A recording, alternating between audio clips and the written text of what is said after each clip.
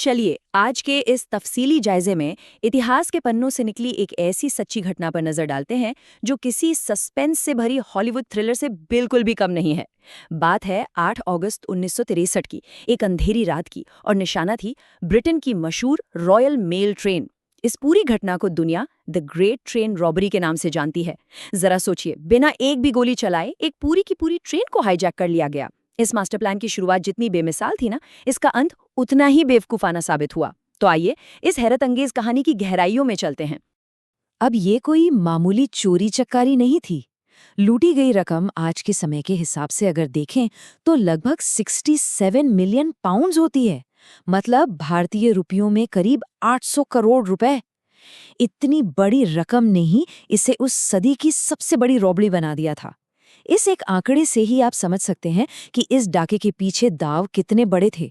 इस पूरी कहानी का सबसे दिलचस्प मोड़ डाकुओं की दी गई ये खौफनाक चेतावनी थी।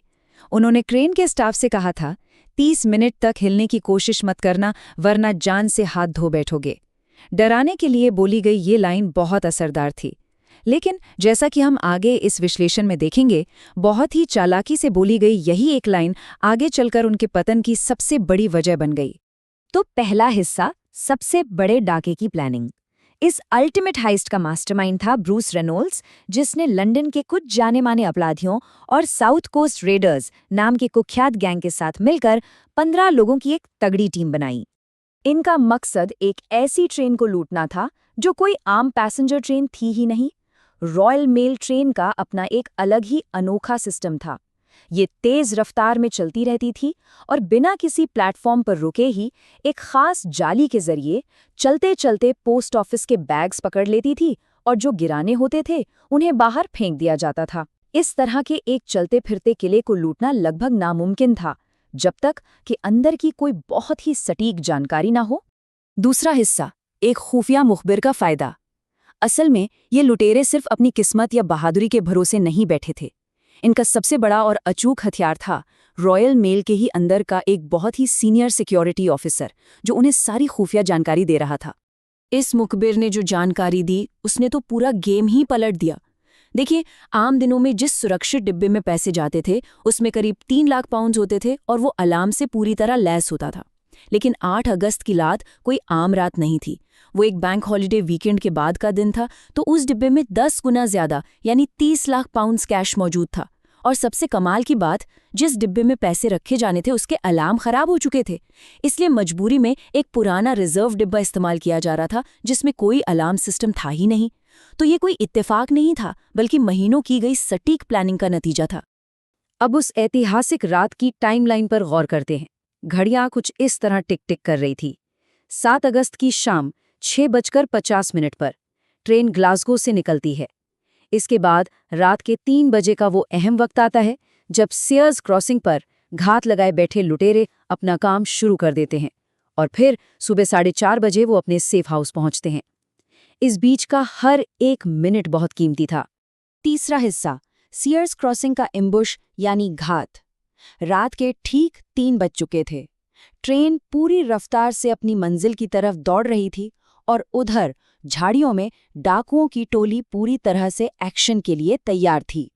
अब इतनी बड़ी ट्रेन को रोकने के लिए इन्होंने कोई बम या भारी बैरिकेड इस्तेमाल नहीं किया। तरीका देखिए कितना सिंपल और अचूक था। बस सिग्नल से छेड़छाड़ की गई। एक लुटेरे ने हरी बत्ती को अपने दस्ताने से ढक दिया और एक पोर्टेबल बैटरी जोड़कर लाल बत्ती को जला दिया। 58 साल के ट्रेन ड्राइवर जैक मिल्स ने लाल बत्ती देखी और जाहिर है नियमों का पालन करते हुए ट्रेन को उस सुनसान रास्ते पर रोक दिया। ट्रेन के रुकते ही प्लान बहुत ही तेजी से एक्शन में आ गया। सबसे पहला काम, ट्रैक के किनारे की सारी टेलीफोन लाइनें काट दी गईं ताकि कोई पुलिस या मदद ना बुला सके। इसके बाद डाकू इंजन पर चढ़े, ड्राइवर जैक मिल्स पर हमला किया और उन्हें काबू कर लिया। और फिर उन्होंने अपना सबसे अहम कदम उठाया, इंजन और पैसों वाले डिब्बे को बाकी की ट्रेन से बिल्कुल अलग कर दिया। आप यकीन मानेंगे, ट्रेन के पिछले 12 डिब्बों में मौजूद 72 कर्मचारियों को भनक तक नहीं लगी कि आगे चल क्या रहा है। प्लान के मुताबिक पैसों वाले इस डिब्बे को 1 किलोमीटर दूर ब्राइडगो ब्रिज तक ले जाना था, जहां उनका ट्रक पहले से इंतजार कर रहा था। लेकिन यहां एक ट्विस्ट आ गया। डाकू अपने साथ जो रिटायर्ड ट्रेन ड्राइवर लाए थे ना, वो इस नए इंजन के कंट्रोल्स देखकर बुरी तरह घबरा गया। नतीजतन उन्हें उसी घायल जैक मिल्स को मजबूर करना पड़ा कि वो उस डिब्बे को ब्राइटगो ब्रिज तक चलाकर ले जाएं। चौथा हिस्सा, 15 मिनट की लूट। ब्राइटगो ब्रिज पहुंचते ही असली खेल शुरू हुआ। अब यहाँ से सब कुछ फास्ट फॉरवर्ड में होना था। उनके पास इस पूरे काम को अंजाम देने के लिए महज 15 मिनट का वक्त था और एड्रेनालिन अपने चरम पर था। 2.5 टन। जी हाँ, ये कोई हल्का फुल्का कैश नहीं था जिसे एक सूटकेस में डाला और चल दिए। 128 बोरियों में भरे छोटे बड़े नोटों का कुल वजन 2.5 टन था। डाकुओं ने एक ह्यूमन चेन बनाई और देखते ही देखते महज 15 मिनट के अंदर 120 बोरियों को ब्रिज से नीचे खड़ी अपनी ट्रक में लोड कर दिया। इसके बाद शुरू हुई फरारी। उन्होंने एक ट्रक और 2 लैंड रोवर्स का इस्तेमाल किया। पुलिस और गवाहों को चकमा देने के लिए बहुत ही शातिर तरीके से सभी गाड़ियों पर एक ही जाली नंबर प्लेट लगा दी गई थी, BMG 757। करीब 45 मिनट के इस ड्राइव के बाद वो ओकली गांव के पास लेदर स्लेड फार्म हाउस में बने अपने सुरक्षित ठिकाने पर पहुंच गए। और अब 5वां हिस्सा, मोनोपोली बोर्ड वाली गलती। देखिए, यहाँ तक तो सब कुछ एकदम परफेक्ट क्राइम थ्रिलर जैसा चल रहा था, लेकिन अति आत्मविश्वास और घबराहट ने सब कैसे चौपट कर दिया, वो सिलसिला अब शुरू होता है। अब देखिए पैनिक में लोग क्या क्या बेवकूफ़ियां करते हैं। याद है वो 30 मिनट वाली धमकी? उसी धमकी ने पुलिस को साफ बता दिया कि डाकुओं का ठिकाना वहां से 50 किलोमीटर के दायरे में ही कहीं है। जब डाकुओं ने पुलिस के रेडियो पर यह सुना तो उनके पसीने छूट गए।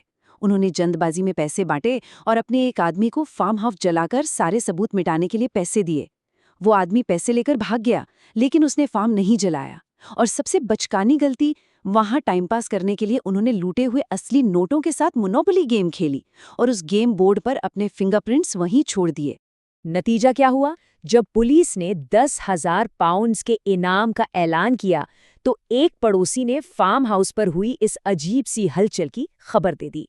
पुलिस ने छापा मारा और उन्हें वहां सबूतों का पूरा अंबार मिल गया। खाली बोरियां, जल्दबाजी में पीले रंग से रंगा गया वो ट्रक और सबसे अहम, उस मोनोपोली बोर्ड पर मौजूद फिंगरप्रिंट्स। ये निशान पुलिस के पुराने क्रिमिनल रिकॉर्ड से सीधे मैच कर गए। इस बेमिसाल डाके का अंजाम दोनों ही तरफ काफी भारी पड़ा। स्कॉटलैंड यार्ड ने कुछ ही दिनों के अंदर 16 में से 14 लोगों को गिरफ्तार कर लिया और उन्हें 30-30 साल की लंबी सजा सुनाई गई। लेकिन इस पूरी घटना का एक बहुत ही दुखद पहलू भी है। ट्रेन ड्राइवर जैक मिल्स, जिन्हें हमले में सिर पर लोहे की रॉड मारी गई थी, उस सदमे और गहरी चोट से कभी उभर ही नहीं पाए और 7 साल बाद उनका निधन हो गया। आपको बता दें कि आज उसी ब्राइटगो ब्रिज को इतिहास में ट्रेन रॉबर्स ब्रिज के नाम से जाना जाता है। 14 लोग तो पकड़े गए, लेकिन जाते जाते एक सवाल जरूर दिमाग में आता है जो आज भी अनसुलझा है।